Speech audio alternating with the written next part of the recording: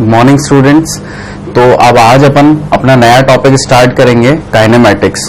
तो काइनेमैटिक्स क्या वर्ड है और इसकी फिजिक्स में क्या सिग्निफिकेंस है, क्या ये मैकेनिक्स से रिलेट करता है। बेसिकली आज अपन मैकेनिक्स स्टार्ट कर रहे हैं अपनी फिजिक्स की। अच्छा, इस चैप्टर को पढ़ने से पहले जितनी भी रिक्वायरमेंट होती थी यूनिट डायमेंशन की, बेसिक मैथ्स की, बेसिक मैथ्स में भी क्या इंटीग्रेशन और डिफरेंशिएशन स्पेशली, और आपको स्लोप निकालना आना चाहिए, ग्राफ बनाने आने चाहिए स्ट्रेट लाइन के या कोई सी भी लाइंस के, और आपको वेक्टर्स की नॉलेज बहुत ज्यादा होनी चाहिए। तो अपन एक बार देखते हैं अपन इस चैप्टर में करेंगे क्या, मैं आपको बताता हूं। यहाँ पे सबसे पहले देखिए, तो काइनेमैटिक्स जो है इसको अपन ने ब्रेक कर रखा है 4 भागों में। तो जो सबसे पहला है वो हो गया आपका रेक्टिलिनियर मोशन। आप लोग इसे नोट करते जाइए, क्योंकि अगर अपने को पूरा एक ब्रीफ आइडिया होगा, एक आउटलाइन होगी अपने पास कि अपन क्या करने वाले हैं, तब अपने को ज्यादा अच्छे समझ में आएगी चीजें। दूसरा अपन का होगा प्रोजेक्टाइल मोशन।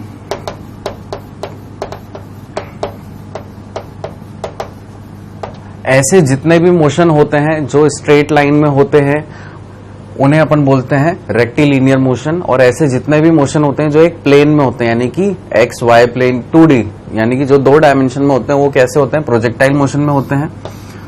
फिर अपन देखते हैं क्या, रिलेटिव मोशन।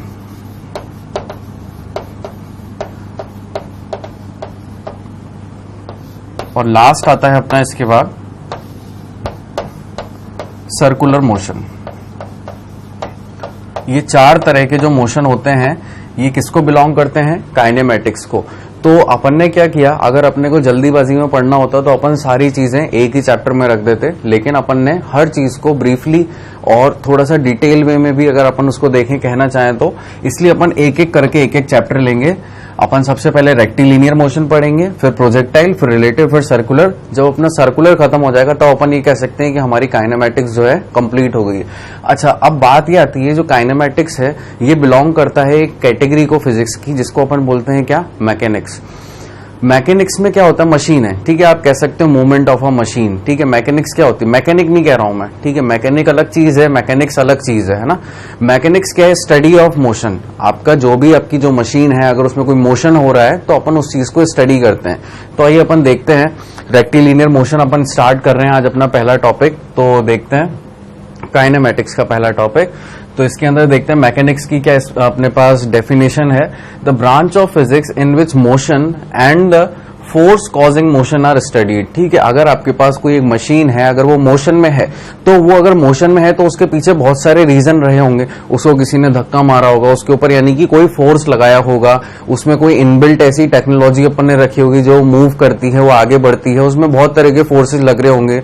अपन आगे जाकर के सारे टाइप्स ऑफ फोर्सेज भी देखेंगे एनएलएम में, जब अपन Newton's law of motion start करेंगे। तो काइनेमैटिक्स अब क्या होती है, अपन एक फ्लो चार्ट से यहाँ पे देखेंगे। देखिए, मैकेनिक्स को मैंने यहाँ पे इस तरह से आपको एक फ्लो चार्ट से दिखाया हुआ है। एक अपन अगर मोटा मोटा अगर अपन इसको तोड़े तो सबसे पहले अपने को मिलेगा क्या, स्टैटिक्स और एक डायनामिक्स। ठीक है, स्टैटिक्स क्या होती है, ऐसे स्टडी ऑफ फोर्स जो कैसे हैं, बॉडी कैसी है उसमें रेस्ट में। ठीक है, study of force and their effect on object at rest. अगर मैं आपसे कह दूं कि ये चौक है मेरे हाथ में, ये रेस्ट पे है, तो अब ये रेस्ट पे रखी हुई है, यानी कि रेस्ट पे रहने का मतलब है ये हिल नहीं रही है। ठीक है, स्टेशनरी ऑब्जेक्ट है। अपन रेस्ट या स्टेशनरी ऑब्जेक्ट उनको बोलते हैं ऐसे ऑब्जेक्ट्स को जो हिलते नहीं है, अपनी जगह पे ही रहते हैं। अब इसके ऊपर कोई ना कोई फोर्स काम कर रहा होगा, ये मेरे हाथ के ऊपर रखी है, तो मेरे हाथ से इसको ऊपर की तरफ में कोई एक इसको फोर्स जा रहा होगा, एक इसका अपना खुद का वेट है तो वो नीचे की तरफ लग रहा होगा, और भी सराउंडिंग्स का कोई ना कोई फोर्स होंगे जो इसके ऊपर लग रहे होंगे, तभी तो यहीं पे है, वरना तो ये कहीं और मूव हो जानी चाहिए थी। ठीक है, अगर मैं अभी यहाँ से एयर चला दूं, एक पंखा लगा दूं यहाँ पे, तो ये उड़ करके आगे जाएगी, उड़ करके मतलब सरक करके आगे जाएगी, तब इसके ऊपर और फोर्स लगेंगे, इसमें फिर जो रोल ऑन होगी तो इसमें कुछ फ्रिक्शन फोर्स भी होगा, जिसे अपन घर्षण कहते हैं हिंदी में।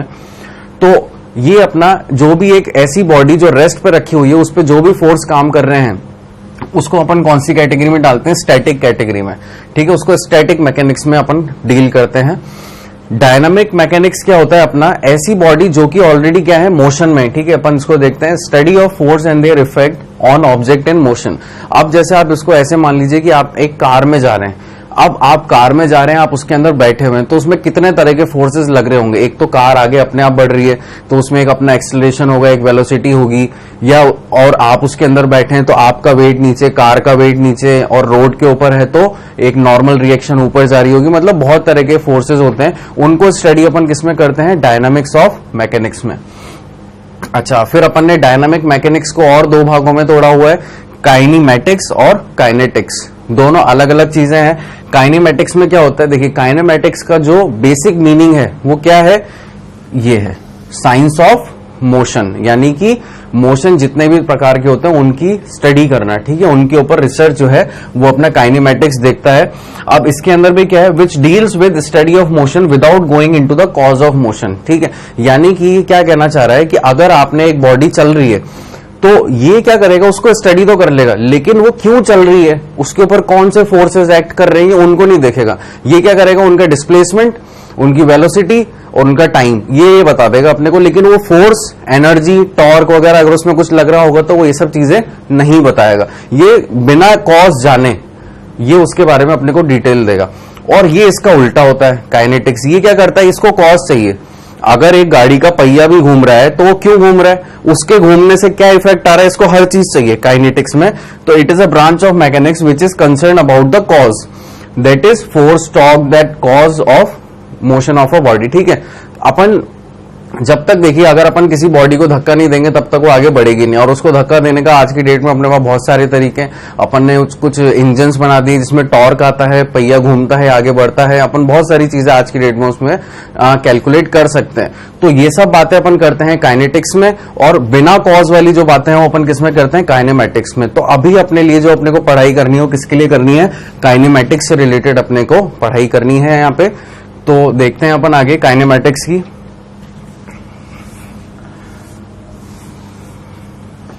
इन kinematics we study how a body moves without knowing why it moves, ठीक है। एक इन अ लेमैन्स वर्ड, ये मैंने यहां पे लिखा है कि एक बॉडी मूव कर रही है, लेकिन आपको नहीं पता है कि वो मूव क्यों कर रही है, क्या रीजन है कि वो मूव कर रही है। लेकिन अगर वो मूव कर रही है तो हम क्या कर रहे हैं, उसके बेसिस पे हम अपनी ऑब्जर्वेशन कर रहे हैं और अपने रिजल्ट के ऊपर हम अराइव कर रहे हैं। और हम क्या क्या देख रहे हैं, उसकी speed, displacement means velocity, displacement और टाइम वगैरह की चीजें अपन देख रहे हैं। बाकी उसके फोर्स क्या काम कर रहे हो, क्या एनर्जी लूज कर रही है, क्या वर्क डन कर रही है, कुछ नहीं देख रहे हैं हम, ठीक है। ये अपन काइनेमैटिक्स में देखेंगे। Now we have classified the motion in 3 categories. सबसे पहली कैटेगरी आ गई अपनी रेक्टिलिनियर एंड ट्रांसलेटरी मोशन, ठीक है। दूसरी है अपनी सर्कुलर और रोटरी मोशन, और तीसरी है अपनी ऑसिलेटरी एंड वाइब्रेटरी मोशन। तो तीनों कैटेगरीज को अपन एक एक करके लेके चलेंगे आगे। तो अगर मैं सबसे पहले आपके बात करूं ट्रांसलेशन मोशन की, तो ट्रांसलेशन मोशन, ये जो अभी अपन ने ऊपर कैटेगरी पढ़ी रेक्टिलिनियर वगैरह, वो सब अभी अपन कैरी करेंगे। पहले अपन देखते हैं ट्रांसलेशन मोशन क्या है। भाई ऐसा मोशन, ठीक है, जो कि कैसा हो, एक स्ट्रेट लाइन के पाथ पे हो या फिर कैसे हो, कर्वीलिनियर हो। यानी कि मैं आपसे क्या कहना चाह रहा हूं कि अगर एक बॉडी है, सपोज मैं एक आपके लिए एक बॉडी, यहां पे ये ए है, ए पॉइंट है, और ये बी पॉइंट है, ये सी पॉइंट है, ये डी पॉइंट है। अब एक बॉडी मूव कर रही है, ये स्ट्रेट लाइन में जा रही है, ठीक है। यहां से ए पोजीशन से बी पे आ गई, ये ए से सी पे आ गई, और सपोज एक मैंने बॉडी बनाई तो डी से ए पे आ गई। इस तरह से, इस पे ये साइन लगाने की जरूरत नहीं है, बस एक बॉडी बनानी है अपने को कि यहां से यहां तक ये गई। तो ये अपना क्या हो गया, ये अपना हो गया A to B, ये हो गया A to C, और ये मैं कहता हूं D to A। इस तरह से अपन ने दो बॉडी गई। तो इनका पाथ देखिए आप, एक स्ट्रेट लाइन में जा रही है, ठीक है, इनमें कोई कर्व नहीं है। लेकिन अगर मैं आपको बोल दूं कि A से B पॉइंट पे, ये A पॉइंट है, ये B पॉइंट है, अब इसके ऊपर जो बॉडी जा रही है, ठीक है, वो कुछ ऐसा पाथ फॉलो करके जा रही है। या और भी अपन इसको अच्छा करना चाहें तो कुछ इस तरह से, यहां पे अपना B पॉइंट, ये अपना A पॉइंट। तो ये जो पाथ हुआ, ये स्ट्रेट लाइन पाथ तो हुआ नहीं, इसमें कई जगह पे कर्व्स आ रहे हैं। कैसे? ये पहला कर्व, ये दूसरा, ये तीसरा, ये चौथा, ये पांचवा, ऐसे 5 कर्व आ गए इस रास्ते में। इधर देखिए तो 1 2 3 कर्व इधर आ गए, और इधर क्या कोई कर्व है? नहीं। ये कैसी लाइन है? स्ट्रेट लाइन है। तो ऐसे जो भी मोशन होते हैं जो स्ट्रेट लाइन में होते हैं, ये कर्वी लीनियर पाथ में होते हैं, उन्हें अपन क्या बोलते हैं? Translation of motion. आगे चलते हैं अपन, आप लोग नोट करते जाइएगा। आज के लेक्चर में समझने की चीजें बहुत हैं, थ्योरेटिकल चीजें हैं सारी की सारी, तो आप लोग कॉपी पेन लेकर के बैठिए और अपने नोट्स बनाते जाइए। फिर अब अपन देखते हैं ट्रांसलेशन मोशन का एक फ्लो चार्ट, कि इसमें कैसे कैसे डिस्ट्रीब्यूशन होता है अलग अलग मोशंस का। तो रेक्टिलिनियर मोशन और एक कर्वीलिनियर मोशन, अपन ने 2 तरह के मोशन बना लिए। रेक्टिलिनियर मोशन क्या होंगे, जिससे अपन क्या बोलेंगे? 1 डायमेंशनल मोशन या ट्रांसलेशन मोशन अपन कह सकते हैं, ट्रांसलेटरी मोशन अपन इसे कह सकते हैं। ये ऐसे मोशन होते हैं जो एक प्लेन में होते हैं, यानी कि मैंने आपको बताया था ये गाड़ी ए से बी पे जा रही है, ए से बी ट्रेवल कर रही है, कैसे? एक स्ट्रेट लाइन में। तो ये कैसा मोशन हो गया? 1D। यानी कि अगर मैं इसको आपके एक्स एक्सिस और वाई एक्सिस पे प्लॉट करूं, तो अगर ऐसे चल रही है तो सिर्फ एक्स एक्सिस पे है, ऐसे चल रही है तो सिर्फ वाई एक्सिस पे है।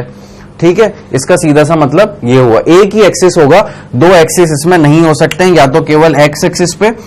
आप जैसे कुछ क्वेश्चंस देखते होंगे कि एक आपको एक लाइन दे रखी है, इसमें ये P है, ये Q है और ये R है, तो वो आपको बोल देंगे पहले तो भाई P से R गया और R से Q पे आ गया, या आपको बोल देंगे क्या P से Q गया और Q से R गया और फिर R से वापस से P पे आ गया।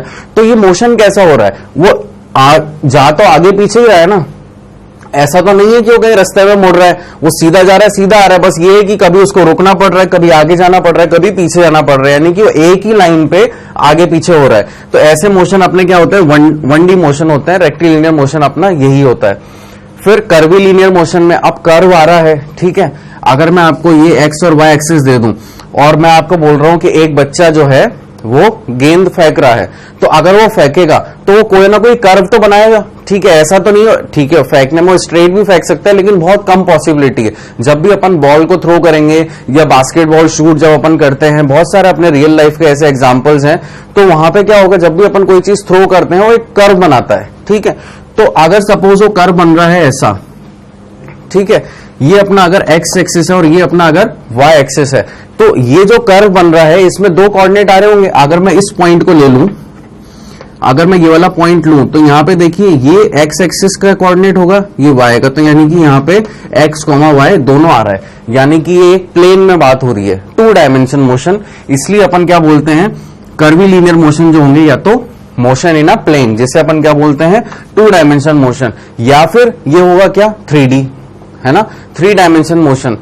तो 3 डायमेंशन मोशन का अगर मैं आपको कोई एग्जांपल देना चाहूं तो जैसे random movement of a gas molecule. आपके घर में सिलेंडर आते हैं, गैस के सिलेंडर होते हैं, तो उसमें जो गैस मॉलिक्यूल होते हैं वो कैसे एक जगह रहते हैं? नहीं, वो वाइब्रेटरी रहते हैं, ठीक है, वो हिलते जुलते रहते हैं इधर से, और उनका मूवमेंट सारे डायरेक्शन में होता है, एक्स में भी, वाई में भी, जेड में भी, ठीक है। तो ऐसे मोशन को अपन क्या बोलते हैं? Motion in a space. और भी एग्जांपल है अपने पास, जैसे रॉकेट आपका लॉन्च होता है, स्पेस में चला जाता है, तो वो कहीं भी मूव करता है, एक्स में, वाई में, जेड में, ठीक है। तो वहां पे अपने पास तीनों कोऑर्डिनेट होते हैं, x comma y comma z. तो ये अपना क्या हो जाता है? 3 डायमेंशन मोशन हो जाता है। तो ये अपन ने एक बेसिक अपना आइडिया लिया ट्रांसलेशन मोशन के बारे में, और इस फ्लो चार्ट को आप कभी मत भूलिए। सिंपल सी चीज है, rectilinear motion, curvilinear motion. Rectilinear straight line का जो मोशन है, कर्वीलिनियर जिसमें कर्व आ रहा होगा, मोशन इन अ प्लेन और motion in a space. Motion in a plane माने 2 डायमेंशन की आपसे बात की जा रही है। 2 डायमेंशन मोशन कुछ इस तरह से होगा जिसमें एक्स और वाई कोऑर्डिनेट आपके पास होंगे। एक्स और वाई कहना का मतलब ये नहीं कि केवल हमेशा एक्स और वाई प्लेन में होगा, ये अभी अपन ने जो बात करी है कहां पे करी है? एक्स और वाई प्लेन में करी है।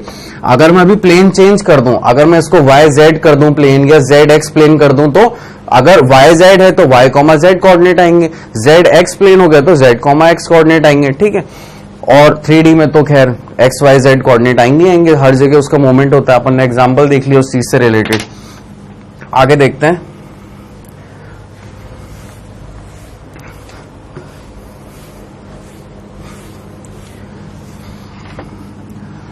तो अब रेक्टिलिनियर मोशन और ट्रांसलेटरी मोशन, अब अपन इनकी डेफिनेशन देखते हैं। अपन ने ऑलरेडी बोला था कि ऐसे मोशन जो स्ट्रेट लाइन पाथ को फॉलो करते हैं उनको अपन क्या बोलते हैं? रेक्टिलिनियर मोशन और रेक्टिलिनियर ट्रांसलेशन मोशन, ठीक है। अच्छा, ये इनको 1D के नाम से भी जाना चाहता, अपन ने ये फ्लो चार्ट में देख लिया कि ये 1 डायमेंशनल मोशन होते हैं।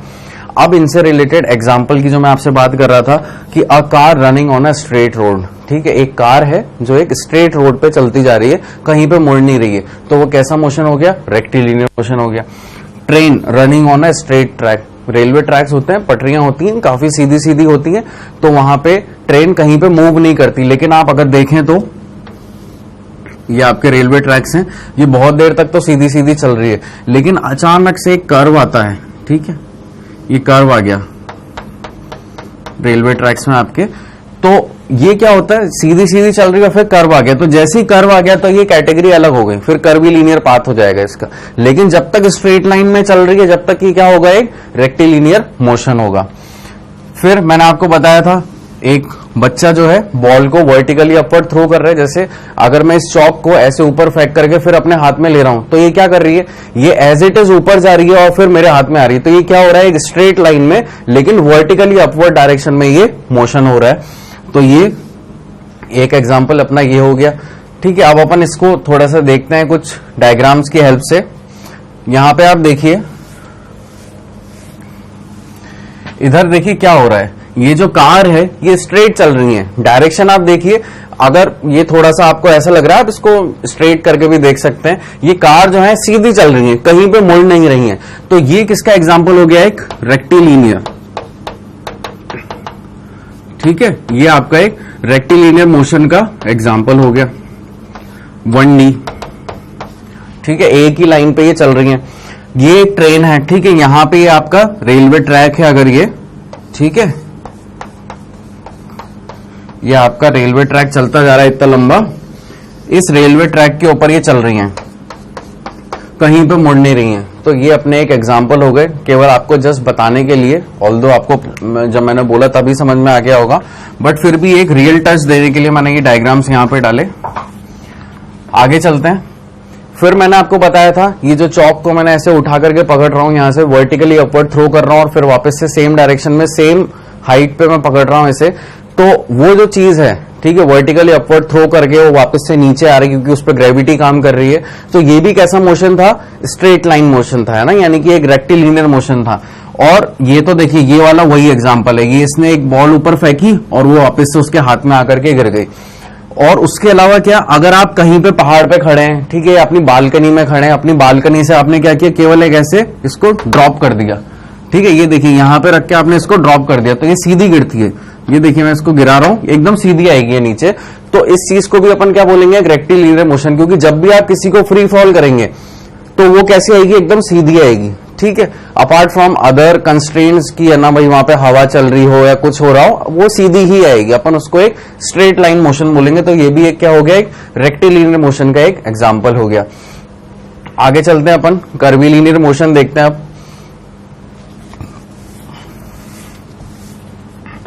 आप लोग नोट करते जाइएगा जो जो चीजें यहाँ पे हो रही हैं, सारे एग्जाम्पल्स को, ये कुछ रियल लाइफ एग्जाम्पल्स हैं जो आपको समझने में काफी हेल्प करेंगे। तो कर्वीलिनियर मोशन, ऐसे मोशन जिनका क्या हो, वो कर्वीलिनियर पाथ हो। देख ही चुके थे अपन कैसे मैंने पाथ को टर्न किया था जब अपन रेलवे ट्रैक बना रहे थे। फिर if the trajectory is in a plane the motion is known as 2 dimensional motion, ठीक है, तो बताया था मैंने आपको एक्स और वाई एक्सिस बना करके ये एक बॉल, ये या फिर अपन एक पाथ बना रहे हैं, कर्वीलिनियर पाथ, और सपोज वो पाथ ऐसे बन रहा है। अब ये जो पाथ आ रहा है, अगर ये पाथ एक प्लेन में है तो अपन इसको क्या बोल देंगे, 2 डायमेंशनल मोशन, और इसे ही अपन क्या बोलते हैं फिर, प्रोजेक्टाइल मोशन। आगे आने वाले टॉपिक में आप देखेंगे कि प्रोजेक्टाइल मोशन में अपन इसी तरह के कुछ पाथ की स्टडी करेंगे। क्यों, क्योंकि वो एक प्लेन में होते हैं।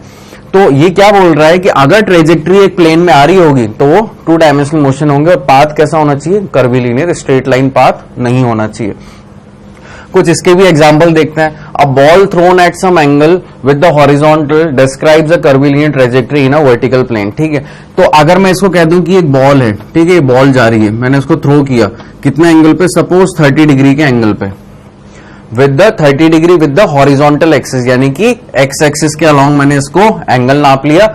अब ये जो बॉल जा रही है 30 डिग्री के ऊपर, तो ये कुछ इस तरह का पाथ, यानी कि इस तरह के पाथ को अपन क्या बोलते हैं, ट्रेजेक्ट्री। मेरे ख्याल से ट्रेजेक्ट्री आप लोग के लिए एक नया वर्ड है। ट्रेजेक्ट्री क्या बोलते हैं? ये जो पाथ ये फॉलो कर रहा है, ठीक है, ऑल्दो अपने को पता है कि ये कर्वीलिनियर पाथ है, लेकिन अपन इसको क्या बोलेंगे अगर इस तरह का अपने पास स्कीमेटिक आ रहा है तो ट्रेजेक्ट्री, इसको अपन ट्रेजेक्ट्री बोलते हैं। फिर अगला क्या है? A stone tied to a string when whirled describes a circular path, यानी कि क्या बोल रहा है, सपोज ये स्टोन है, इसको अपन संक्रांति के टाइम पे लंगड़ खेलते थे एक टाइम पे, तो वही इसको मैंने धागे से बांध दिया, ठीक है, और क्या कर रहा हूं, इसको घुमा रहा हूं, जोर जोर से घुमा रहा हूं इसमें धागा बांध करके, तो वो भी क्या है, एक तरह से एक कर्वीलिनियर मोशन उसे अपन कह सकते हैं। या फिर एक पेंडुलम ले लीजिए, वो इस तरह से चलता रहता है, तो भी एक क्या हो गया, कर्वीलिनियर पाथ ही हो गया। समझने के बहुत सारे तरीके हैं। फिर उसके बाद क्या है, a insect crawling on the floor और ऑन अ वॉल, ठीक है। अब एक इंसेक्ट है, ठीक है, सपोज अपनी ये वॉल है, ठीक है, ये क्या है, अपनी एक वॉल है, यहां पे ये अपना एक इंसेक्ट है। अब ये इंसेक्ट क्या कर रहा है, ये वॉल के ऊपर जा रहा है, कभी इधर गया, कभी इधर गया, कभी इधर गया, कभी ये इस तरह से नहीं घूम ही रहा है। तो ये जो पाथ ये बना रहा है, ये कैसा पाथ है, कर्वीलिनियर पाथ है। इसमें जगह जगह पे क्या आ रहे हैं, टर्न्स आ रहे हैं, ठीक है। तो ये अपना क्या हो गया, एक कर्वीलिनियर मोशन हो गया। तो आप लोग को समझ में, आप लोग इतनी चीजें नोट करिए, फिर अपन आगे चलते हैं 2 डायमेंशन और 3 डायमेंशन पे। पहले आप यहां तक की चीजें नोट करिए। तो आप लोगों ने नोट किए यहां तक। अब आप लोगों ने एग्जाम्पल यहां पे देखे थे, मैंने क्या क्या एग्जाम्पल बताए थे। एक तो क्या भैया कि अपन ने एक पत्थर में धागा बांध दिया और उसको घुमा रहे हैं, और एक और क्या देखा अपन ने, यहाँ पे एक इंसेक्ट क्रॉल कर रहा है और एक बॉल अपन थ्रो कर रहे हैं, कैसे, हॉरिजॉन्टल में। रेक्टिलिनियर के केस में अपन ने वर्टिकली अपवर्ड फेंकी थी, यहाँ पे हॉरिजॉन्टली फेंकी अपन ने, ठीक है। तो अब ये यहाँ पे अपन कुछ एग्जाम्पल देखते हैं। यहाँ पे एक कार ये चल रही है, देखते हैं इसका पाथ, अब ये मुड़ रही है, तो ये कैसा हो गया, कर्वीलिनियर पाथ, ठीक है। और यहाँ पे ये जो बच्चा है, इसके हाथ में क्या है, ये स्टोन है जिसको एक धागे से या रस्सी से बांधा हुआ है, इसको एक घुमा रहा है, तो ये भी कैसा पाथ अपन बोलेंगे, कर्वीलिनियर पाथ। ऑल्दो आप लोग की बात सही है, अगर आप ऐसा सोच रहे हैं तो कि सर ये तो सर्कुलर मोशन हो रहा है, तो भाई सर्कुलर मोशन भी तो यहीं से जन्म, मतलब जो इनके जन्मदाता है वो तो कर्वीलिनियर मोशन ही है, उन्हीं से ही धीरे धीरे चीजें, भाई आपको अगर आज इतना समझ में आता है कि अगर मैं ऐसा करूंगा तो ये होगा, लेकिन अगर वही चीज अगर आप 2 साल के बाद देखेंगे तो आप बोलेंगे यार ये ऐसे करते तो और अच्छा होता। तो वो तो अपडेशन है, ठीक है, चीजों के अपडेशन होते रहते हैं। तो ये चीज अपनी क्या होगी, एक कर्वीलिनियर मोशन। और यहाँ पे जो गाड़ी अभी स्ट्रेट चल रही है, अब इसमें कर्व आएगा, ठीक है। अगर आप यहाँ पे मैप पे देखें तो ये गाड़ी ऐसे चल रही है, फिर इसका एक कर्व आया, यहाँ पे एक कर्व तो ये था और दूसरा कर्व इसका यहाँ पे आया है। देखिए अब फिर एक और कर्व आने वाला है, तो ये मुड़ेगी यहाँ पे। ये कुछ भी नहीं, आपके गेम की क्लिप है, लेकिन आपको समझाने के लिए कि कर्वीलिनियर पाथ कैसे होते हैं, स्ट्रेट लाइन के पाथ कैसे होते हैं, केवल एक वो चीज आप यहां से जज कर सकते हैं। वैसे किसी ने एक बहुत अच्छी बात बोली थी, मैंने कहीं पे पढ़ी थी, कि जिन्होंने वीडियो गेम बहुत ज्यादा खेला है उनका दिमाग बहुत ज्यादा खुला हुआ होता है, वो चीजों को बहुत जल्दी समझ जाते हैं। तो आप लोग भी ज्यादा से ज्यादा वीडियो गेम खेलिए, आपके नंबर बहुत अच्छे आएंगे। चलिए आगे देखते हैं, मोशन इन अ प्लेन। तो मोशन इन अ प्लेन को अपन देख चुके थे, क्या बोलते हैं अपन इसको, मोशन इन 2 डायमेंशन, ठीक है। तो अब क्या हो रहा है इसके अंदर, 2 डायमेंशन के अंदर वही सेम चीज कि एक जो अपना जो भी ट्रेजेक्ट्री बनेगी, अगर वो एक प्लेन में आ रही है, जो भी मोशन हो रहा है वो एक प्लेन में हो रहा है, तो अपन उसको क्या बोलेंगे, 2 डायमेंशन मोशन या मोशन इन अ प्लेन। तो अपन एक बार रीड आउट कर लेते हैं साइड बाय साइड, आप इसको नोट भी करते जाइए। The motion of a particle is said to be in 2 dimension if any 2 out of 3 coordinate specifying the position of the object with respect to its change with time। यानी कि क्या बोल रहे हैं कि 3 कोऑर्डिनेट होते हैं अपने पास, x, y और z। तो मैंने आपको बताया था x, y लेना जरूरी नहीं है, अपन y, z भी ले सकते हैं और z, x भी ले सकते हैं। वही चीज ये बोल रहे हैं कि कोई से भी जो तो अपने 3 कोऑर्डिनेट होते हैं x, y, z, उन 3 में से कोई से भी 2 कोऑर्डिनेट से अगर आपको उसकी पोजीशन पता चल रही है with respect to change in time, यानी कि पोजीशन क्या होती है, अगर अभी मैं यहां पे खड़ा हूं तो मेरी पोजीशन ये, अगर 1 सेकंड हो गया और मैं यहां पे आ गया तो मेरी पोजीशन टाइम के रेस्पेक्ट में चेंज होती है।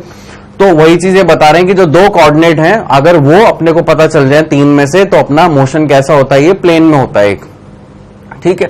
इसके एग्जाम्पल इन्होंने डाले हुए हैं, प्रोजेक्टाइल मोशन और सर्कुलर मोशन। अपन ने एग्जाम्पल भी देखे अभी सर्कुलर मोशन से रिलेटेड। फिर आगे चलते हैं अपन। अब यहां पे ये क्या हो रहा है, ये प्रोजेक्टाइल मोशन है बेसिकली। मैंने आपको बताया था एक बॉल को अपन ने थ्रो किया, वो ऐसे ऐसे करके एक ट्रेजेक्ट्री को फॉलो करेगी, ये क्या होती है, एक ट्रेजेक्ट्री,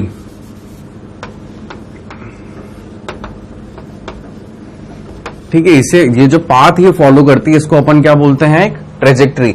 और ये जो मोशन हो रहा है ये कैसा मोशन है, एक प्रोजेक्टाइल मोशन है। आपने क्या किया, एक बॉल को हॉरिजॉन्टली फेंका, लेकिन उसका क्या हुआ, कुछ थीटा एंगल बना, किससे, हॉरिजॉन्टल से, ठीक है।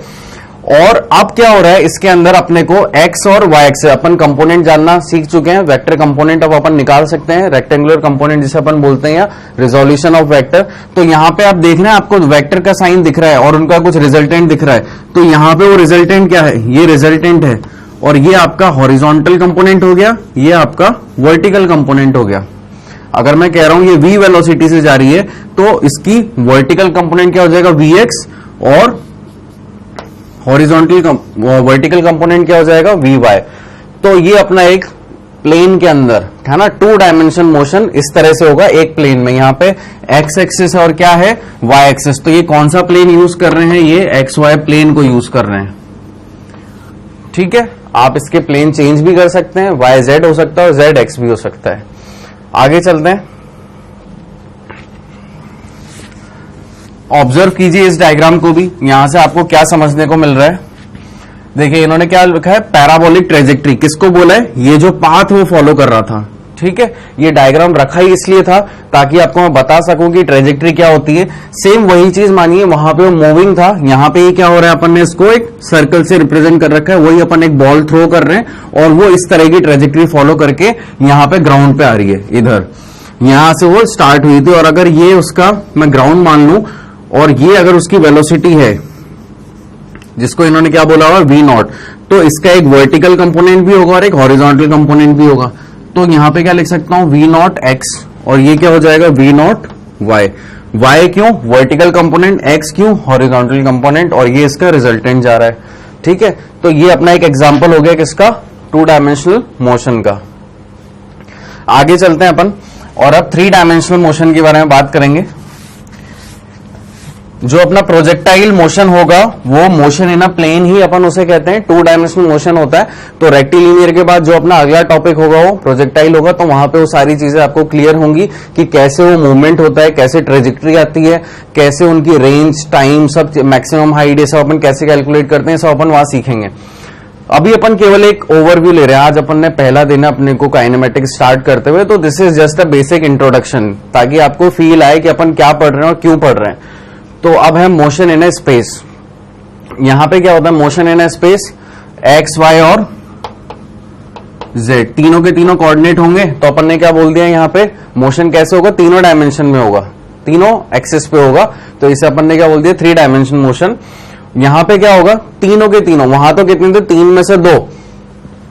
यहां पे if all the 3 coordinate specifying the position of the object with respect to time, वहां पे अपने पास 3 में से 2 कोऑर्डिनेट हो जाते तो अपना काम हो रहा था, अपने को एक प्लेन मिल रहा था। लेकिन यहां पे क्या, अपने पास तीनों के तीनों होने चाहिए। This is the compulsory requirement for us, कि तीनों के तीनों अपने पास कोऑर्डिनेट होने चाहिए, तभी अपने को पोजीशन पता चलेगी विद रिस्पेक्ट टू टाइम।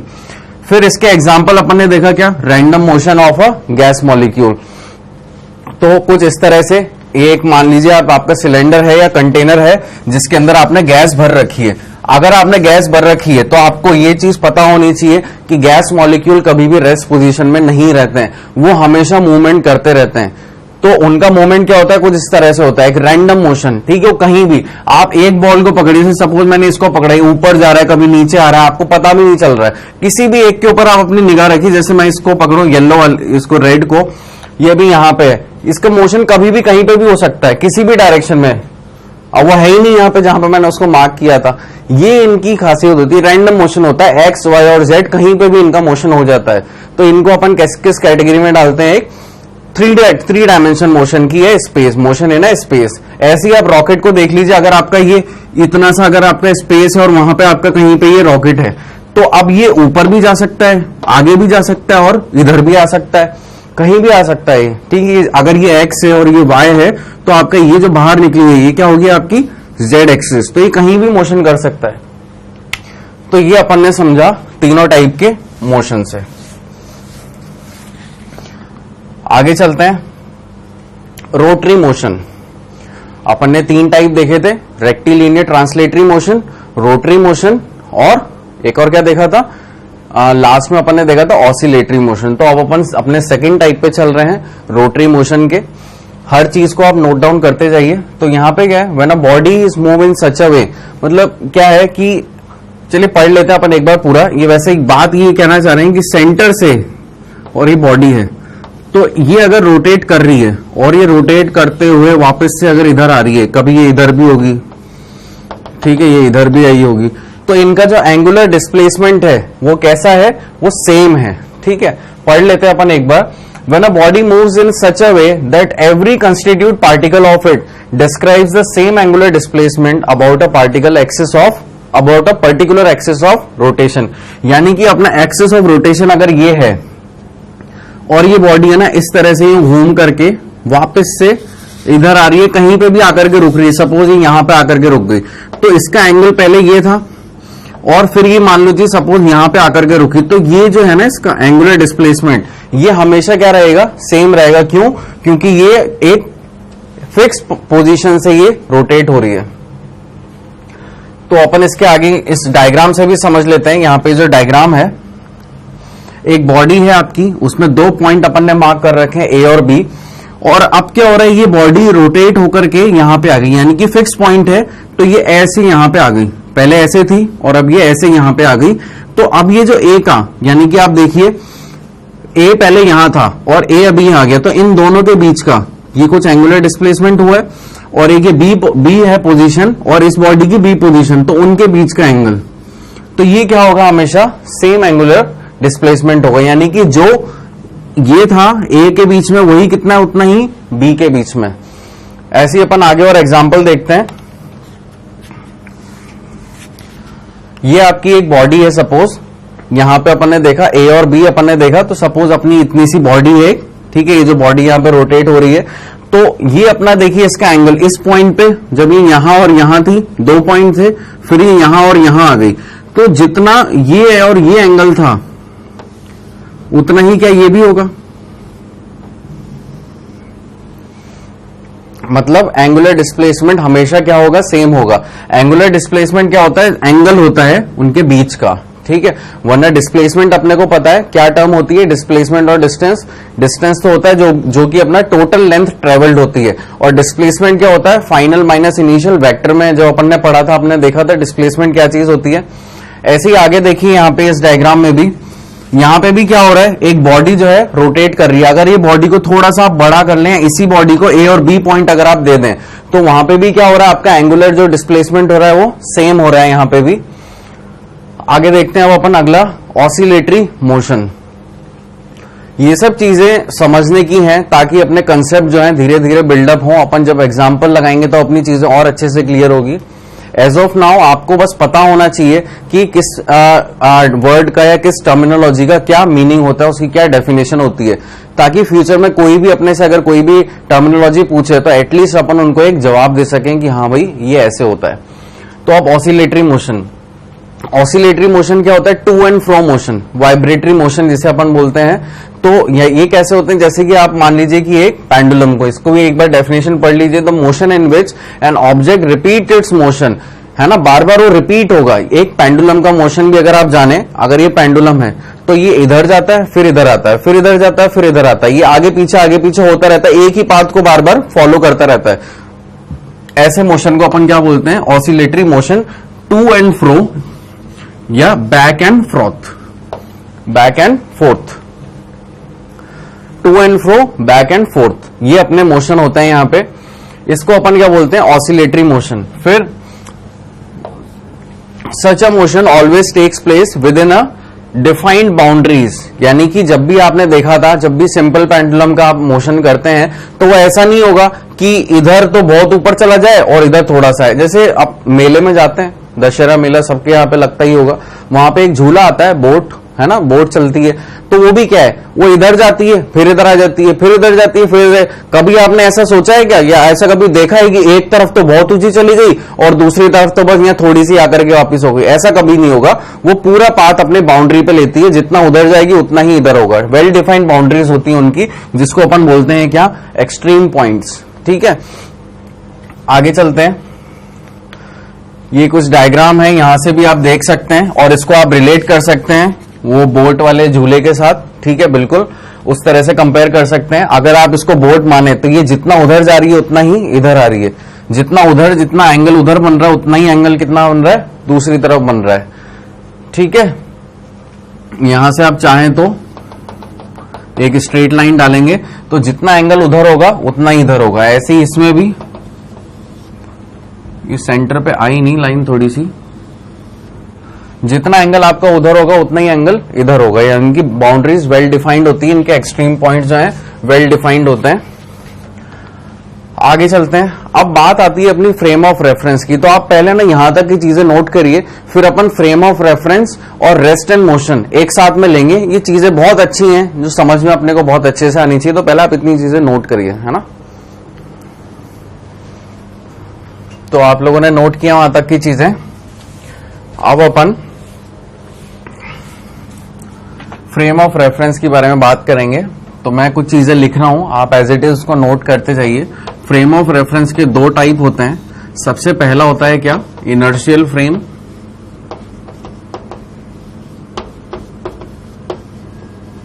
और दूसरा होता है क्या, नॉन इनर्शियल फ्रेम, ठीक है। ये दो तरह के फ्रेम होते हैं किसमें, फ्रेम ऑफ रेफरेंस में। अब दोनों में अंतर क्या होता है अपन देखते हैं। पहले अपन फ्रेम ऑफ रेफरेंस को समझ लेते हैं। A frame of reference is a frame in which an observer sits and make an observation. यानी कि क्या होता है कि अगर मैं आपसे कह रहा हूं कि यहां पे ये एक मशीन है, इसमें कुछ ना कुछ चेंजेस हो रहे हैं, कुछ ना कुछ इसमें फोर्सेस लग रहे हैं, कुछ इसमें मोटर चल रही है, कुछ भी मतलब इसमें कुछ भी अंदर एक्टिविटी हो रही है, तो आप क्या कर रहे हो, आप देख रहे हो एज अ ऑब्जर्वर, आप इसे देख रहे हो और ये एक फ्रेम हो गया। यानी कि जो भी हो रहा है वो कहां हो रहा है, इसके अंदर हो रहा है, तो उसको आपने क्या बना लिया, एक फ्रेम बना लिया, ठीक है। तो ये अपना क्या कहलाएगा, फ्रेम ऑफ रेफरेंस। इस फ्रेम ऑफ रेफरेंस के बेसिस पे मैंने ऑब्जर्वेशन करी और मैंने अपना रिजल्ट रखा, ठीक है।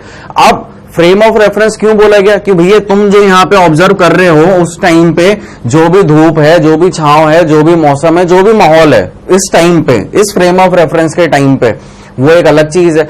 अगर इसी टाइम पे अगर तुमने ये ऑब्जर्वेशन 11 बजे करी है तो 11 बजे कोई और बंदा किसी और कंट्री में बैठा होकर ऑब्जर्वेशन कर रहा होगा और सेम चीज कर रहा होगा, लेकिन वहां पे अगर एनवायरमेंट अलग होगा, वहां पे सराउंडिंग्स अलग होंगी तो रिजल्ट अलग आएगा। तो इसलिए अपन क्या करते हैं, हर बार अपना frame of reference upon justify करते हैं कि इस फ्रेम ऑफ रेफरेंस पे हमारी ये ऑब्जर्वेशन है जो हमने ऑब्जर्व करी है, ठीक है। अब इसके दो टाइप होते हैं, एक तो इनर्शियल फ्रेम और एक non inertial frame. Inertial frame क्या होते हैं अपन देखते हैं। इनर्शियल फ्रेम ऐसे फ्रेम होते हैं जिसमें रेस्ट पे होती हैं चीजें। A frame of reference which is either at rest और मूविंग विथ कांस्टेंट वेलोसिटी। यानी कि अभी जो मैंने आपको एक फ्रेम बना करके दिया था, ये इसके अंदर जो भी एक्टिविटी हो रही थी, तो ये फ्रेम ऑफ रेफरेंस या तो रेस्ट पे है। रेस्ट पे होने का मतलब क्या है कि ये बिल्कुल भी मूव नहीं हो रहा है, इसकी वेलोसिटी कैसी है, 0 है, ये ऐसे बिल्कुल पड़ा हुआ है ना। रेस्ट अपन ने देख लिया था। और अगर मैं इसको कांस्टेंट वेलोसिटी से आगे बढ़ा रहा हूं तब भी ये क्या होगा, एक इनर्शियल फ्रेम कहलाएगा। इसको अपन क्या बोलते हैं, इनर्शियल फ्रेम। ऐसे फ्रेम जो कि या तो रेस्ट पे हो या फिर उनमें कुछ ना कुछ वेलोसिटी हो। ये चीजें आपको कोई भी इतनी ज्यादा डिटेल में नहीं बताएगा, ट्रस्ट मी। वो लोग आपको सिर्फ एक एग्जांपल लेकर के समझा देंगे। हर एक डिटेल में आपको बातें जाननी होती है तो आपको रिफ्रेशर्स बुक उठानी पड़ती हैं या फिर आपको अपने फैकल्टी से एक्स्ट्रा टाइम लेना पड़ता है। यहाँ पे अगर मैं ये वाली चीज आपको समझा रहा हूं तो आपको इसको अच्छे से नोट डाउन करके रखना चाहिए। तो अगली चीज अपन देखते हैं, non inertial frame of reference. Non inertial frame of reference क्या होते हैं, ऐसे फ्रेम्स जो कि क्या है, मूविंग है। यहां तो ये क्या है, रेस्ट पे है, ठीक है, लेकिन मूविंग क्या होंगे, जिसमें कुछ ना कुछ एक्सेलरेशन होगा। अगर मैं इसमें ही अगर और एक्सेलरेशन लगा दूं, ठीक है, तो अब ये मूव भी कर रहा है और अच्छी स्पीड पे ही आगे बढ़ता जा रहा है। पहले तो क्या कांस्टेंट था, तो कांस्टेंट को तो अपन अर्थ के रेस्पेक्ट में उस फ्रेम को रेस्ट में मान सकते थे, स्टेशनरी मान सकते थे, लेकिन अब उसमें एक्सेलरेशन आ गया है, ठीक है। इसको आप ऐसे समझ सकते हैं, एक ट्रेन है, अगर वो कांस्टेंट वेलोसिटी से चल रही है तो वो एकदम, उसका ग्राफ कैसे आएगा, एकदम स्मूथ आएगा, एक ऐसी एक स्ट्रेट लाइन आएगी। लेकिन अगर आपने उसमें एक्सेलरेशन लगा दिया तो अब क्या हो रहा है, उसकी वेलोसिटी इंक्रीज हो रही है और ऐसा तो है नहीं कि ट्रेन हमेशा एक ही वेलोसिटी पे चलेगी, एक ही एक्सेलरेशन पे चलेगी, ब्रेक भी लगेंगे, स्पीड बढ़ेगी भी घटेगी भी, तो उसका ग्राफ अप्स एंड डाउन में आ जाएगा। आगे देखेंगे अपन ग्राफ कैसे चेंज होते हैं एक्सेलरेशन को वेरी करने पे, वेलोसिटी को वेरी करने पे। बट एज ऑफ नाउ ये दो अपने टाइप होते हैं। इनर्शियल फ्रेम क्या होते हैं? ऐसे फ्रेम जो कि रेस्ट पे होते हैं या उनकी कांस्टेंट वेलोसिटी होती है। नॉन इनर्शियल फ्रेम क्या होते हैं? जो कि मूविंग होते हैं विथ सम एक्सेलरेशन। इतनी चीज अपने को ध्यान रखनी है, तो अपने को अब आगे रेस्ट और मोशन का जो कंसेप्ट है वो समझ में आ जाएगा। आइए तो अपन देखते हैं रेस्ट एंड मोशन क्या होता है। एक बार डेफिनेशन पढ़ लेते हैं। मोशन, ये किसकी अपन डेफिनेशन देख रहे हैं? रेस्ट की। ठीक है, ऐसी चीजें जो रेस्ट पे रखी, यानी कि motion is a combined property of the object and observer. There is no meaning of rest और motion without the observer. Nothing is in absolute rest or in absolute motion. An object is said to be in motion with respect to observer. It may happen by both ways, either observer moves or object moves. तो ये क्या कहना चाह रहे हैं यहाँ पे? Rest और मोशन नाम की ऐसी कोई भी चीज नहीं होती। कब तक? जब तक उन्हें कोई ऑब्जर्व नहीं कर रहा हो। भाई अगर आप कह रहे हो कि ये रेस्ट में, आपने कब कहा? जब आपने इसे ऑब्जर्व किया। आप कह रहे हो कि अब ये मूविंग है, तो आप कब कह रहे हो? जब आपने ऑब्जर्व किया। यानी कि अपने को रेस्ट एंड मोशन का कंसेप्ट समझने के लिए एक ऑब्जर्वर की जरूरत होती है। तो अब अपन इसको समझेंगे। अपन ने डेफिनेशन पढ़ी, 3-4 लाइनें लिखी हुई थी, समझ में नहीं आया सर जो भी वहां पे लिखा हुआ था। आप तो थोड़ा सा डिटेल में एक्सप्लेन करो, तो अपन वो देखते हैं कैसे डिटेल में अपन ने एक्सप्लेन किया। सपोज कीजिए कि ये क्या है? एक प्लेटफॉर्म है, ये आपकी ट्रेन है और ये यहाँ पे V से चल रही है। यहाँ पे ऑलरेडी लिखा ही हुआ था, V से ये आगे चल रही है कांस्टेंट वेलोसिटी से। इसमें लिख देता हूं कांस्टेंट है ये। ठीक है, कांस्टेंट वेलोसिटी से ये आगे चल रही है। ये एक ऑब्जर्वर है। ठीक है, अब इसने क्या देखा कि ये ट्रेन कांस्टेंट वेलोसिटी से उधर चल रही है, तो इस ऑब्जर्वर के रेस्पेक्ट में ये कैसी है? ट्रेन मूविंग है। ठीक है, इस ऑब्जर्वर के रेस्पेक्ट में ये ट्रेन कैसी है? मूविंग है। तो ये अगर चलिए ये तो एक कंडीशन हो गई, जब अपन ने देखा इस ऑब्जर्वर के रेस्पेक्ट में ये ट्रेन कैसी आ गई? मूविंग आ गई। अब इसके अंदर भी देखिए एक बैठे हैं दो, ए और बी, दो पैसेंजर, मैंने उनको नाम दे दिया ए और बी। अब ये दोनों पैसेंजर जब इसको देख रहे हैं तो हाँ भाई तब भी चली रही है, ये भी चल रहे हैं, और इनको लग रहा है कि ये जो बाहर खड़ा है ये भी चली रही है, क्योंकि ट्रेन चली रही है कांस्टेंट से। लेकिन इन दोनों ने आपस में पूछा, तो इन दोनों के पॉइंट ऑफ व्यू से ये जो ट्रेन है ये कैसी है? रेस्ट पे है। भाई अगर आपने ट्रेन में अपनी सीट पे जाकर के बैठ चुके हो और सामने वाले यात्री से या पैसेंजर से अगर आप बातें कर रहे हो, तो क्या वो मूविंग है? क्या नहीं है। आप खुद मूविंग हो क्या? नहीं हो, आप तो रेस्ट पे हो, आप तो बैठे हो, सामने वाला भी बैठा हुआ है। भाई ट्रेन जितनी स्पीड से चल रही है उतनी ही स्पीड से क्या हो रहा है? वो पैसेंजर भी तो चल रहा है ना साथ के साथ में। तो पैसेंजर और वो ट्रेन आपस में कैसे हो गए? रेस्ट पे हो गए। यानी कि अब यहां पे कितने फ्रेम ऑफ रेफरेंस बन रहे हैं? दो। एक फ्रेम ऑफ रेफरेंस तो कौन सा बन रहा है? ये। ठीक है, एक फ्रेम ऑफ रेफरेंस क्या बन रहा है? केवल ट्रेन और पैसेंजर, जिसमें पैसेंजर ये बोल रहे हैं कि भैया ट्रेन जो है रेस्ट पे है, उनके रेस्पेक्ट में, पैसेंजर के रेस्पेक्ट में। लेकिन ऑब्जर्वर क्या बोल रहा है कि ये ट्रेन तो चल रही है कांस्टेंट वेलोसिटी से, ये जो बाहर खड़ा है। इन दोनों के लिए तो ये ट्रेन क्या हो गई? रेस्ट पे। लेकिन इनके लिए क्या हो गई? एक तो ये अपना दूसरा हो गया।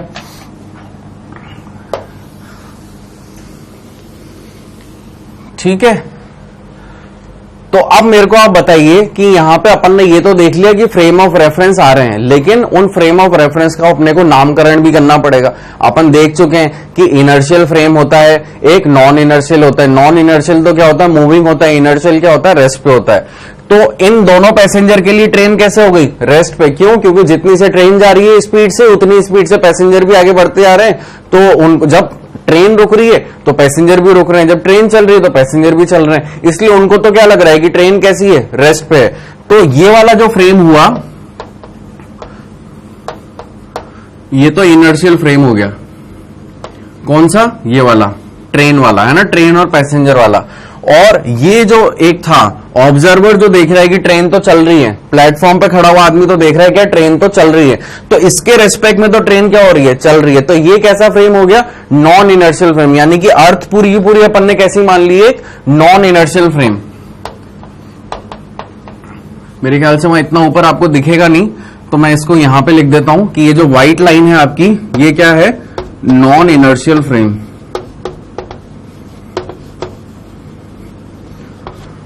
ये आप लोग को मेरे ख्याल से कंसेप्ट काफी अच्छे से समझ में आया होगा, ट्रेन और एक पैसेंजर वाला और ऑब्जर्वर वाला। क्यों? क्योंकि आगे आने वाले एग्जाम्स में आपके पास कुछ ऐसे क्वेश्चंस आएंगे जिनका असर्शन रीजनिंग में आपको ऐसे क्वेश्चन बना के दे सकते हैं। आपको एक सिचुएशन दे देंगे, आपको ऐसा सोचना पड़ेगा और उस थिंकिंग के अकॉर्डिंग, उस विजुअलाइजेशन के अकॉर्डिंग आपको बताना पड़ेगा कि वो कौन से फ्रेम में है, इनर्शियल या नॉन इनर्शियल। तो एक ही चीज है बेसिकली जानने की, इनर्शियल फ्रेम कैसे होते हैं, ऐसे फ्रेम जो कि रेस्ट पे होते हैं या कांस्टेंट वेलोसिटी से आते हैं। नॉन इनर्शियल क्या होते हैं, जो कि मूवमेंट या तो मूविंग रहते हैं, स्टेशनरी नहीं होते हैं, रेस्ट पे नहीं रहते हैं और उनमें एक एक्सेलरेशन रहता ही रहता है। ठीक है, तो ये अपन ने फ्रेम ऑफ रेफरेंस समझा और रेस्ट और मोशन की बातें समझी। अपन ने देखा था ये ऑब्जर्वर रेस्ट पे है, ठीक है, ये यहां पे रेस्ट पे था, लेकिन इसके रेस्पेक्ट में ट्रेन कैसी थी, मोशन में थी, है ना। और ये जो ट्रेन के अंदर जो पैसेंजर बैठे हैं, ये दोनों के दोनों भी कहां बैठे हैं, रेस्ट पे बैठे हैं, और इनको क्या लग रहा है कि ट्रेन भी कैसे हो गई, रेस्ट पे हो गई। ठीक है, तो ये अपन ने रेस्ट और मोशन और इनर्शियल फ्रेम ऑफ रेफरेंस और non inertial frame of reference का कंसेप्ट यहां पे देखा। तो इतनी चीजें आप लोग देखिए, इसका थोड़ा सा आप स्कीमेटिक ड्रॉ कर सकते हैं अपनी कॉपीज में, एक ट्रेन और एक ऑब्जर्वर बना के उसमें दो पैसेंजर बिठा दीजिए और इस तरह से ये चीजें नोट करिए, फिर अपन आगे की चीजें और देखते हैं।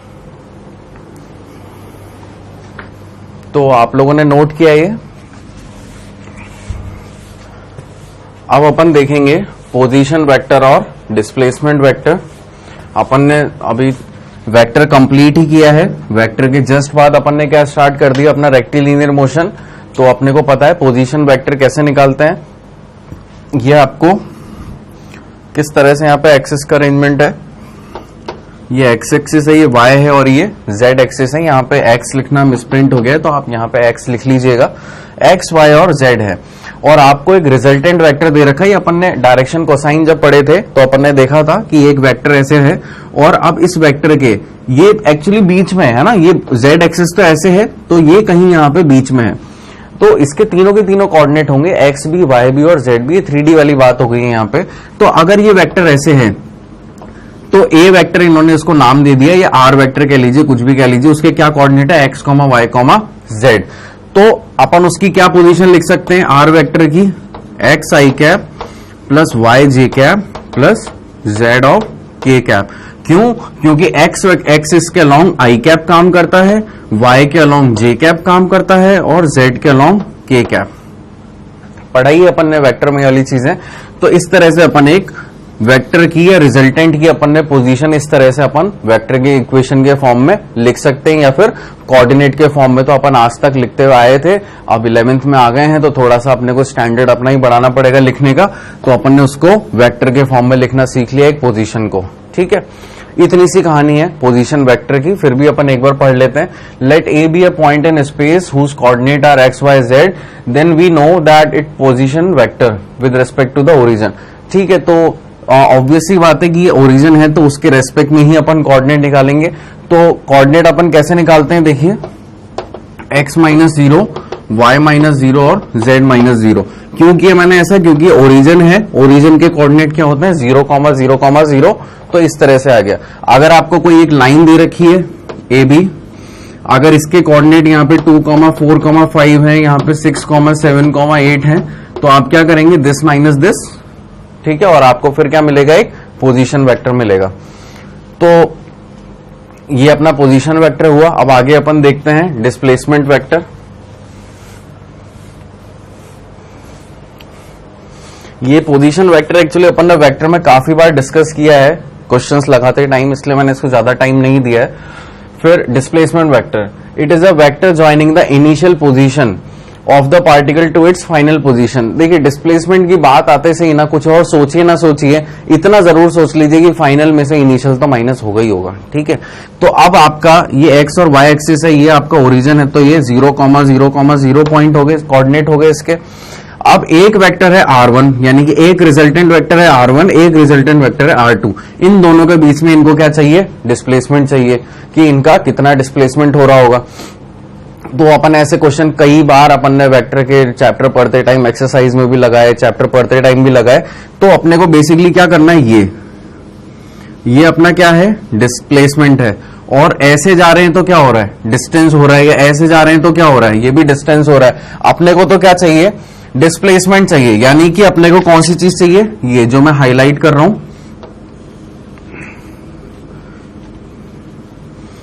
ये चाहिए अपने को डिस्प्लेसमेंट वेक्टर। तो इसको अपन कैसे निकालते थे, अगर ये R1 है, ये R2 है, तो इसको अपन लिख सकते हैं डेल्टा R, ठीक है। तो डेल्टा R अपना क्या हो जाएगा, R2 माइनस R1 वेक्टर, ठीक है। और डेल्टा R को भी अपन S से रिप्रेजेंट कर सकते हैं। अब अपन काइनेमेटिक्स में आते जा रहे हैं, तो अपन को ये चीज जाननी होनी चाहिए कि डिस्टेंस को या तो x से और डिस्प्लेसमेंट को s से या y से वर्सा, मतलब s या x का अपने को यूज करना है डिस्टेंस या डिस्प्लेसमेंट को डिनोट करने के लिए। तो ये तो वेक्टर में तो अपन r से डिनोट करते थे, बट यहाँ पे अब क्या हो जाएगा, s is equals to R2 vector minus R1 vector. तो ये अपना डिस्प्लेसमेंट वेक्टर हो गया। अब अपन इसके ऊपर कुछ एग्जांपल्स देख लेते हैं। एक ही एग्जांपल देखेंगे, काफी टाइम हो गया आज के लेक्चर में, इससे ज्यादा इंट्रोडक्शन दिया तो पूरा आप लोग भी बोर हो जाएंगे। तो अब लेते हैं अपना पहला example. A mosquito flies from a point A -1, लिख लेते हैं अपन साथ के साथ, ए टू अ पॉइंट बी, और बी क्या है अपना 2, -1, 2। Find the displacement of the mosquito. तो ये अपने से क्या पूछ रहे हैं, इसका डिस्प्लेसमेंट। सपोज अगर मैं डिस्प्लेसमेंट को मैं एस वेक्टर से डिनोट कर रहा हूं या एस से डिनोट कर रहा हूं, तो मुझे क्या चाहिए, फाइनल माइनस इनिशियल। आप देखिए from point A to B, यानी कि ए से बी पे गया, तो ए इसका इनिशियल पॉइंट हो गया और बी इसका क्या हो गया, फाइनल पॉइंट। यहां पे मैं लिख देता हूं इन्हें, ये अपना क्या हो गया, इनिशियल पॉइंट, और ये क्या हो गया अपना फाइनल पॉइंट। तो मैं इसकी इक्वेशन कैसे लिख सकता हूं, बी वेक्टर माइनस ए वेक्टर, और इनको मैं वेक्टर की फॉर्म में अगर लिखूं तो कैसे लिख सकता हूं, देखिए इसको 2i cap minus of J cap plus का 2k कैप।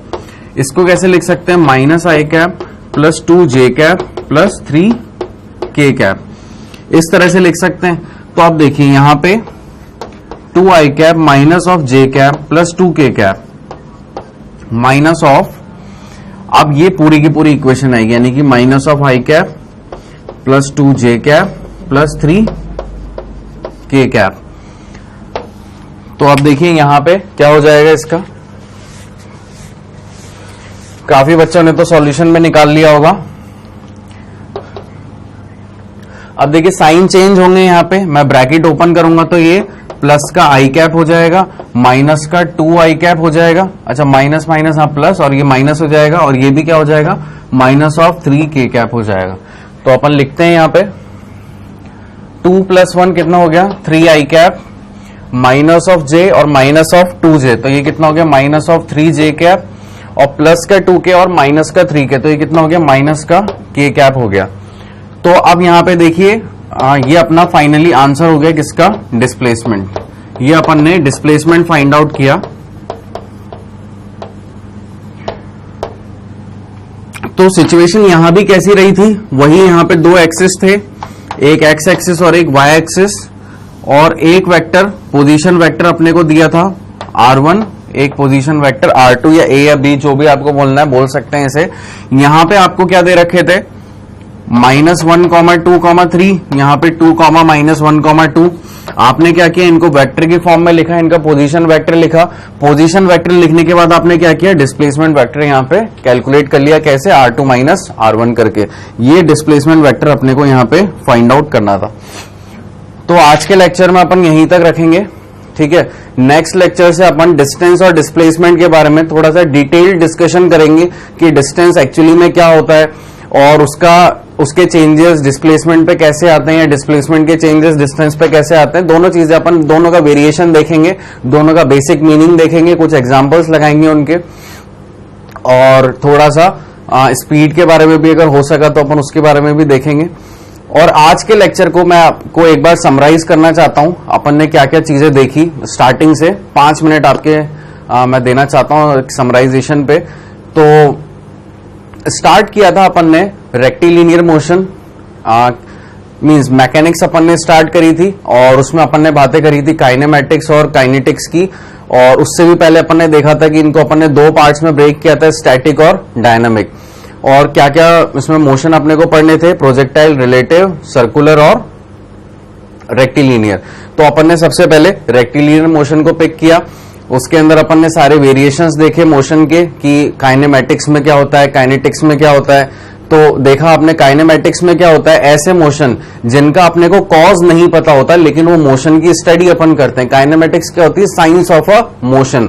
और काइनेटिक्स क्या होता है, काइनेटिक्स होता है जब अपन उस बॉडी के ऊपर जो इफेक्ट आ रहे हैं, जो कॉज है मोशन के, अपने को वो भी जानना है ना। कोई मशीन अगर वो मूव कर रही है तो अपने को उसका कॉज भी पता होना चाहिए कि वो क्यों हो रहा है ऐसा। ऐसे मोशन को अपन ने काइनेटिक्स की कैटेगरी में डाल दिया। स्टैटिक और डायनामिक में बेसिक अंतर था कि अगर बॉडी रेस्ट पे है, स्टेशनरी है, तो स्टैटिक मैकेनिक्स के अंदर काउंट होगा। कोई भी बॉडी अगर मूविंग है तो वो डायनामिक्स में काउंट होगा। रेस्ट और मोशन की बातें करी अपन ने, है ना, रेस्ट में, और उसको अपन ने रिलेट किया किससे, फ्रेम ऑफ रेफरेंस के साथ। इनर्शियल फ्रेम ऑफ रेफरेंस क्या हो जाएंगे आपके, जो कि ऐसे फ्रेम जो रेस्ट पे होते हैं या कांस्टेंट वेलोसिटी से मूव होते हैं। Non inertial frame of reference क्या हो जाएंगे, जो मूविंग होते हैं और जिसमें कुछ एक्सेलरेशन होता है। इसको अपन ने रेस्ट और मोशन से रिलेट करके एक ट्रेन और पैसेंजर वाला अपन ने एक एग्जाम्पल देखा। उसके अलावा अपन ने शायद बीच में कुछ एग्जाम्पल और देखे थे, रोटरी मोशन से रिलेटेड, ऑसिलेटरी मोशन से रिलेटेड, और कुछ 2D और 3D के बारे में अपन ने बातें करी थी।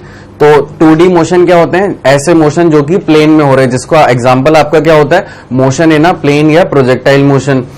और मोशन इन अ स्पेस क्या हो जाएंगे आपके 3D। अपन ने उसमें गैस मूवमेंट देखा था, मॉलिक्यूल गैस मूवमेंट। तो ये सब अपन ने बेसिक एग्जांपल देखे, एक इंट्रोडक्शन था।